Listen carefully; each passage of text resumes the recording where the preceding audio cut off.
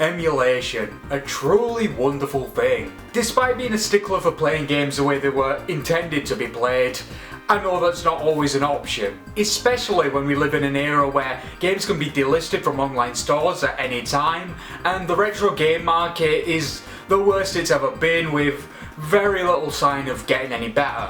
Hell, even modern gaming is a little inaccessible these days, unless you have the disposable income to pay $500 for a console with all of 2 games on it that aren't rehashes or remasters. And for that very reason, emulation is great. It's arguably one of the best ways to experience games, especially some of your old favourites from a bygone era. But it's not some magical solution to all your gaming woes, despite what some morons you'll meet online will have you believe. Can't afford new games? Emulate. Can't afford old games? Emulate. Wife left you because you spent all the rent money on Funko Pops?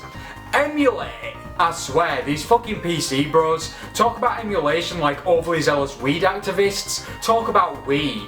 Damn man, so let's see, you've got cancer, a broken leg, AIDS, leprosy, asthma, and a missing an eye. I know what'll help. Like I said, emulation is fucking great, but let's not pretend it's a flawless solution because it does come with its own issues and hurdles. First off, you need a good, or at least halfway decent PC to emulate anything past the SNES Mega Drive era well. Underline well, because I know there's going to be that one guy in the comments who's like, actually I emulated Fallout New Vegas on my 1997 Windows PC, so fuck you, you're lying. I'm sure you did, buddy, and I'm proud of you. But if you want to play some of those classic PS1, PS2, GameCube and Xbox titles and not have an aneurysm, you're going to need a decent machine that can run these games at their original frame rates consistently, or even go beyond if that's what you're after. And if you want to emulate some newer shit, I hope you have a couple $1,000s lying around to invest in an NASA grade computer, because that's what you'll need. Yeah, that's the thing about emulation. It's mainly a good solution for older titles that cost a lot on the second-hand market, because as soon as you get to more modern stuff like the PS3 and beyond, you start running into problems. Past needing a decent computer, you'll also realise that emulation isn't perfect.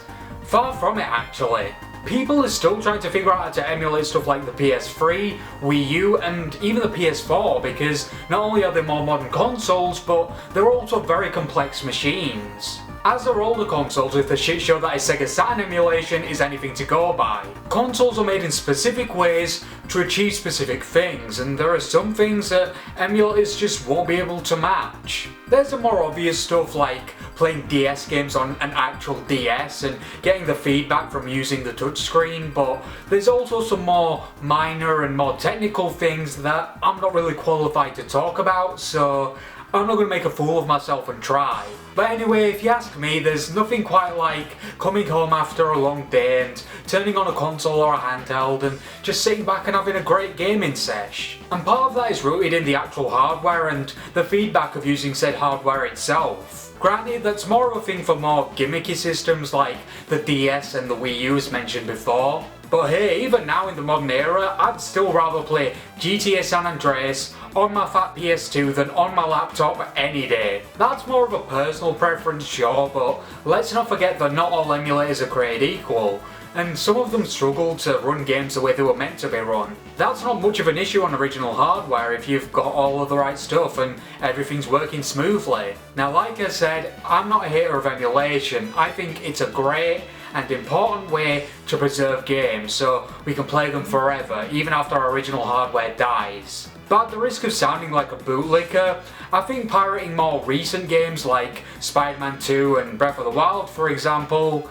is kinda wrong. I understand these games are made by millions, sometimes billion-dollar companies, and trying to look out for them is silly, but if you want gaming to thrive, you've got to speak with your wallet and nurture the industry, for lack of a better term. You can't bitch and complain about Nintendo not releasing new Pikmin games and then pirate Pikmin 4 when it finally comes out with no intention of buying an official copy and, I don't know, showing Nintendo there's demand for more Pikmin games. I know the point I'm making is more of a personal preference type of thing, but for me personally, if the game in question, old or new, is available in some kind of official capacity, I'd much rather go that route because at least I'm supporting the actual devs that way. It also probably means a lot less of a headache for me personally because, surprise surprise, emulators are finicky as fuck, and finding reliable ROM sites that won't give you PC malware up the ass is also kinda hard. But if there's no official way to get it, and it costs a little too much on eBay, I'll just emulate it.